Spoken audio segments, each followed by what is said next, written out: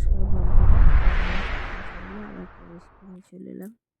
দেখো এখানটা হচ্ছে কি মালপোয়া নাও গুড় পিঠে যেটাকে আমরা বলি। দেখো এটাকে আমি আজকে বানিয়েছি, মেয়েরা খুব বায়না করছিল সেই জন্য। খুব তাড়াতাড়ি খুব সিম্পলভাবে করেছি। দেখো চালের গুঁড়ো নিয়ে নিলাম 2 কাপ, ছোটো কাপ, চায়ের যে কাপ আছে সেই কাপ মাপে। আর 1 কাপ হচ্ছে কি আমি সুজি নিয়েছি। আর তার চেয়ে 1/3 কাপ হচ্ছে কি গুঁড়ো দুধ নিলাম। আর 1/2 কাপেরও কম অল্প চিনি নিয়েছি। চিনিটা এখানে বেশি নেওয়ার দরকার নেই, অল্প নিলে তবে এখানে পিঠাটা খুব ভালো হবে। আর সামান্য লবণ দিয়েছি, দিয়ে উষ্ণ গরম জল দিয়ে, একদম উষ্ণ গরম জল, যে জলে তোমরা আঙুল ডোবাতে হবে সেরকম হালকা গরম জল দিয়ে এটা একটা ব্যাটার তৈরি করে নেব। ধীরে ধীরে একসঙ্গে সব জল দেওয়ার দরকার নেই, ধীরে ধীরে অল্প অল্প জল দিয়ে একটা সুন্দর ব্যাটার তৈরি করে নিতে হবে। দেখো ধীরে ধীরে এখানে ব্যাটারটা তৈরি হয়ে গেছে। ঠিক এইরকম টাইপের হবে। আমি ডাবু দেখে তোমাদের দেখিয়ে দিচ্ছি যে কতটা সুন্দর হয়েছে। আর এখানটা কিন্তু তোমরা গুঁড়ো দুধটা অবশ্যই দিও, দিলে খেতে খুবই ভালো লাগে। দেখতেই পাচ্ছ কতটা সুন্দর হয়েছে। ডাবুর মধ্যে লেগে যাচ্ছে, গাঢ়ত্বটা এরম টাইপের হবে, তাহলেই এটা খুব খেতে ভালো লাগবে।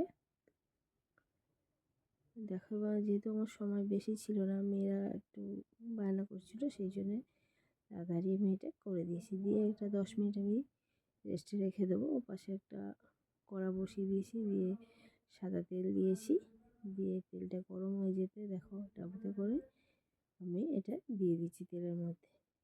একটু সময় দিতে হবে, দেখবে যত হালকা হবে সময় যাবে ততক্ষণ এইগুলো ধীরে ধীরে পিঠিটা উপরে চলে আসবে। আর দেখো তোমরা দেখতে পাচ্ছ ফুলছে, হালকা করে ফুলে যাবেও। এবার এপাশ ওপাশ আমি উল্টে নিয়ে সবগুলোকে আমি এরমভাবে ভেজে নেব। মনে রাখতে হবে আর খুন্তি বা চামচ দিয়ে কোনো কিছু করার দরকার নেই, অটোমেটিক এটা তেল থেকে ওপরে ভেসে উঠবে। আর এটা যতটা সুন্দর দেখতে হয়েছে খেতে হয়েছিল অতটাই সুন্দর।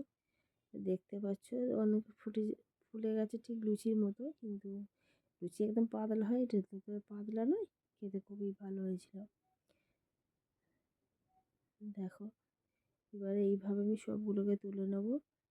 বন্ধুরা আমার এই রেসিপি যদি তোমাদের ভালো লাগে তাহলে অবশ্যই একটা লাইক করে দিও। আর এরকম অনুপাত নিয়ে তোমরা অতি অবশ্যই বাড়িতে করে দেখো, দেখবে খুব ভালো লাগবে এবং বাচ্চা বড় সবাই খেতে ভালো লাগবে। আর এখানে মিষ্টিটা একটু কম দিও, মিষ্টি বেশি দিলে কিন্তু তলায় হচ্ছে কি এটা জড়িয়ে যাওয়ার সম্ভাবনা থাকে। দেখো আবার দিয়েছি একটা, এরকমভাবে আমি সবগুলো ভেজে নেব। বন্ধুরা অবশ্যই কমেন্ট করবে যে কেমন হয়েছে। দেখো আর একটা দিয়ে আর এরকমভাবে আমি সবগুলোকে ভেজে নিচ্ছি।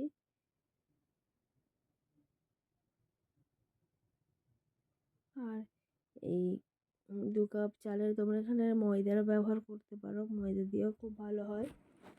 যে যেমন বাড়িতে চালের গুঁড়ো ছিল আমি সেই জন্য চালের গুঁড়ো যে বা 1 কাপ চালের গুঁড়ো, 1 কাপ ময়দা আর 1 কাপ সুজি দিয়ে এটা করতেই পারো, সেটাও খেতে খুব ভালো লাগে। অন্য একদিন এরকম রেসিপিটা আবার করে দেখাবো।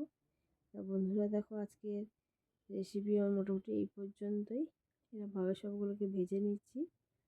আর এটা হচ্ছে যে কোনো পুজোর সময় করতে পারো, বা বাচ্চারা বিকেলে টিফিন খাওয়ার জন্য করতে পারো, বা টিফিনে করে দিতে পারো।